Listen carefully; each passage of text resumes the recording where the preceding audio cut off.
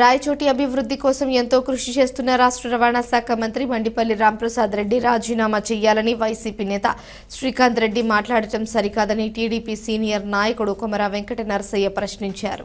ఒంటిమిట్ట హరిత హోటల్లో శుక్రవారం మీడియాతో మాట్లాడుతూ వైసీపీ నేతలు మాట తప్పడం అలవాటుగా మార్చుకున్న ఆ పార్టీ నాయకులు నీతులు చెబితే దెయ్యాలు వేదాలు వల్లించినట్టే ఉందని వెల్లడించారు. మంత్రిపై విమర్శలు చేయటం వైసీపీ నాయకులు మానుకోవాలని వెంకట నరసయ్య హితవు పలికారు. గత వారం రోజులుగా మంత్రి మండిపల్లి రాంప్రసాద్ రెడ్డి తన ఎమ్మెల్యే పదవికి మంత్రి పదవికి రాజీనామా చేయాలంటూ వైఎస్ఆర్ పార్టీ గురువింద గింజలు డిమాండ్ చేస్తున్నాయి. శ్రీకాంత్ రెడ్డి ఒక గురువింద గింజ. ఎందుకంటే ఆయన చేసే తప్పులు ఆయన కారణం. గురువిందకు తన కింద ఉండే నలుపు ఎలా కన్నరాదో ఆ విధంగా శ్రీకాంత్ రెడ్డి ఈరోజు ప్రజాస్వామ్యం నైతిక విలువలంటూ దయ్యాల వేదాలు ఉల్లించినట్టుగా ఈయన వేదాలు ఉల్లిస్తారు. గత వారం రోజులుగా రాజంపేట మరియు పాత ఉమ్మడి కడప జిల్లాలో ఈయన ఒక విదూషకునిగా తయారైనాడు. ఈయన చెప్పే మాటలకు ప్రజలందరూ పగలబడి నవ్వుకుంటున్నారు. ఎందుకంటే రాజకీయాల్లో ఎవరు కూడా వారు చేసిన ఛాలెంజ్లపైన వారు చెప్పిన మాటలపైన నిలబడరు. ఉదాహరణకు వైఎస్ఆర్ పార్టీ ఆరాధ్య నాయకుడు కీర్తిశేషులు రాజశేఖర రెడ్డి గారు 1999లో కాంగ్రెస్ పార్టీని అధికారంలోకి తీసుకురాలేకపోతే తాను రాజకీయాల నుంచి శాశ్వతంగా రాజీనామా చేస్తానని చెప్పి ఆ రోజు ప్రకటించడం జరిగింది. 99లో తెలుగుదేశం వచ్చింది. ఆయన ఏమన్నా రాజీనామా చేశాడా ఒకసారి ఆలోచించండి. తిరిగి 2004, 2009లో ఈ ఛాలెంజ్ చేసిన రాజశేఖర రెడ్డి ముఖ్యమంత్రిగా ఎంపిక కావడం జరిగింది. మనకందరికీ తెలుసు. ఇకపోతే వీళ్ళ ప్రస్తుత నాయకుడు జగన్ రెడ్డి మాట తప్పను మడమ తిప్పనంటూ వందల కొలది వేల కొలది వాగ్దానాలు ప్రజల ముందు చేసి తొడలు తట్టి ఎన్నో ఛాలెంజ్లు చేసి ఏమైనాడో కడాకో 1000 రూపాయలు పంచేదానికి 1000 రూపాయలు పెంచేదానికి పెన్షన్ను 4 ఏళ్ల పాటు టైం తీసుకున్నాడు. అదేవిధంగా మద్యపాన నిషేధం అని చెప్పి ఈ రాష్ట్రంలో మద్యపాన నిషేధం కాదు కదా, లిక్కర్ స్కామ్ చేసి వేల కోట్ల కుంభకోణానికి పాల్పడినాడు. ఈరోజు 3500 కోట్ల లిక్కర్ స్కామ్లో మిథున్ రెడ్డి జైలుకి వెళ్ళి బెయిల్ పైన బయట తిరుగుతున్నాడు. ఈయన మరో నాయకుడు చెవిరెడ్డి భాస్కర్ రెడ్డి బెయిల్ రాక 3 నెలలుగా ఊచలు లెక్క పెడుతున్నారు.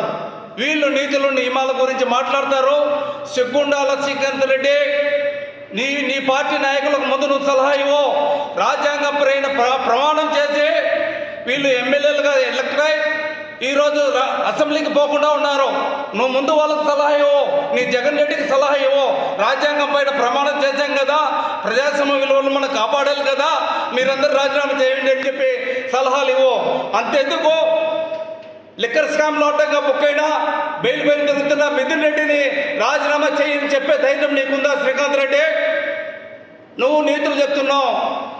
గతంలో ముందస్తుగా మీరు వేసుకున్న వ్యూహం ప్రకారము రాజంపేట ప్రజలు తీవ్రంగా అభ్యంతరాలు చెబుతున్నా కూడా వారి మాటలను లెక్క చేయకుండా నువ్వు లిక్కర్ స్కామ్లో దొంగ ధనుంజయ రెడ్డి ఇద్దరు కలిపి అన్నమయ్య జిల్లాను రాయచోటికి మార్చిన ఘనత మీదే.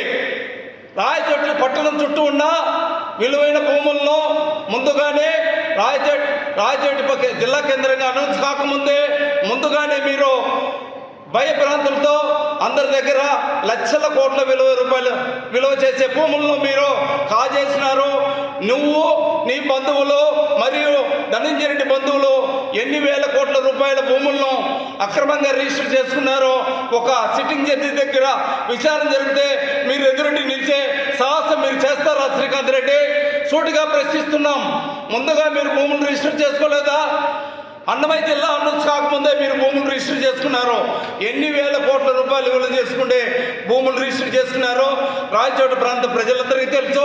ఈరోజు ఈ కోట్ల రూపాయలు విలువ చేసే భూములు ఈరోజు లక్షల రూపాయలు పడిపోయినాయనే ఆవేదనలో ఆక్రోశంలో నువ్వు ఈరోజు రోడ్డుపైకి వచ్చి మండిపల్లి రామప్రసాద్ రెడ్డిని రాజీనామా చేయి, నేను పోటీ చేయను అని చెప్తున్నావు.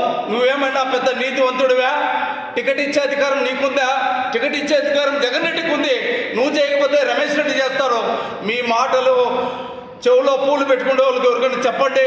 మీ మాటలు నమ్మే ప్రజల్లో ఎవరు లేరు. ఇక్కడ రాయచోటి ప్రజలు తెలివంతులు, వారు ఎప్పుడు ఏం చేయాలని చేశారు. 3 సార్లు ఎమ్మెల్యేగా ఎంపికై నువ్వు రాయచోటి ప్రజలు చేసింది ఏంటో ఒకసారి చెప్పు. ధైర్యంగా ముందుకు వచ్చి ఈ 3 దఫాలుగా నేను 15 సంవత్సరాల్లో ఇది చేశాను రాయచోటి అభివృద్ధిగా నువ్వు చెప్పు. ఈ 18 నెలల కాలంలో మండిపల్లి రామప్రసాద్ రెడ్డి ఏం చేశారో కూడా మేము తెలియజెప్తాం. నీకు దమ్ముంటే ఈ సవాళ్ళు స్వీకరించాల్సిందిగా రాజంపేట నియోజకవర్గం ఒంటిమిట్ట మండల తెలుగుదేశం పార్టీ పక్షాన్ని నేను తెలియజేస్తున్నాను. శ్రీకాంత్ రెడ్డి ఒకరి మీద నోరు పాలన చేసుకుంటే ముందు నీ నలుపు నువ్వు చూసుకో. నువ్వు ఇతరులను విమర్శించే స్థాయి నీకు లేదు. మండిపల్లి ఒక క్లీన్ ఇమేజ్ ఉన్న నాయకుడు. అసలు మండిపల్లి రామప్రసాద్ రెడ్డిపై ఈరోజు రాష్ట్ర వ్యాప్తంగా ఒక చర్చ జరుగుతోంది. అదేమంటే జగన్ రెడ్డి ప్రభుత్వ హయాంలో ల్యాండు, శాండు, వైను, మైను ఈ 4 విభాగాల్లో లక్షల కోట్ల అవినీతి జరిగింది. ఈ లక్షల కోట్ల అవినీతిని చంద్రబాబు నాయుడు గారి క్యాబినెట్లో ఒకే ఒక్క మంత్రి ఎండగడుతున్నాడు. మీ తప్పులను, మీ అవినీతిని, మీ అవినీతి చరిత్రను గడ్డకు తీసి ఏ వేదిక పైన ఆ వేదిక పైన మిమ్మల్ని ఛాలెంజ్ చేసి సవాలు విసురుతున్నారు. మీ అవినీతి అక్రమాలకు అడ్డుపడుతున్నాడనే ఒకే లక్ష్యంతో వైఎస్ఆర్ పార్టీ మండిపల్లి రామప్రసాద్ రెడ్డిని టార్గెట్ చేసి ఈరోజు ఆయన పైన లేనిపోని అవాకులు చవాకులు రాష్ట్ర వ్యాప్తంగా సమాచార మాధ్యమాల్లో తెలియజెప్తున్నారు. ఇదంతా ప్రజలందరూ గమనిస్తున్నారు. ఇక్కడ నువ్వే కాదు, ఆయన పొద్దుటూరులో ఒక ఆయన రాచమల్లి రామప్రసాద్ రెడ్డి ఆయన పామర్ది చేసిన అక్రమాలకు వాళ్ళకు బుద్ధి చెప్పినా కూడా ప్రజలు ఆయన పెద్ద నీతివంతుడు అయినట్టు మండిపల్లి రామప్రసాద్ రెడ్డిని విమర్శిస్తున్నాడు. మీ నోరు అదుపులో పెట్టుకోండి, లేదంటే రాబోయే రోజుల్లో మీకు ప్రజలు తగిన విధంగా బుద్ధి చెప్తారు. మీ చరిత్ర అంతా తెలుసు, మీ జగన్ రెడ్డి చరిత్ర అంతా తెలుసు.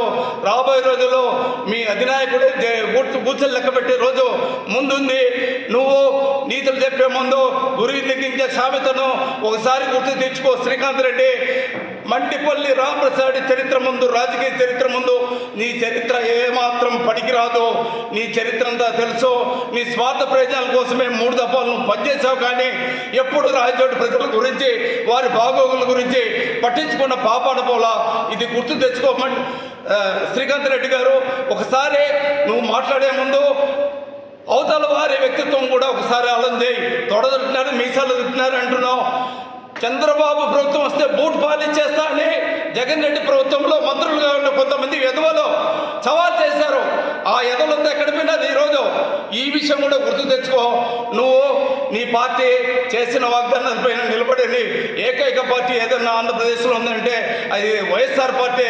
చేసిన ఛాలెంజ్ పైన నిలబడే నైతిక హక్కు మీకు లేదు, ఇతరులను విమర్శించే నైతిక హక్కు లేదు. ముందు మీ పార్టీకే చేసిన వాగ్దానాలపై నిలబడలేని పార్టీ కాబట్టి ఇతరులను విమర్శించే హక్కు లేదు. అలాగే నీకు కూడా లేదని తెలియజేస్తూ రాబోయే రోజుల్లో ఈ సెంటిమెంట్ని రెచ్చగొట్టే డైలాగులతో ప్రజలను రెచ్చగొట్టొద్దని శ్రీకాంత్ రెడ్డికి సలహా ఇస్తున్నాం.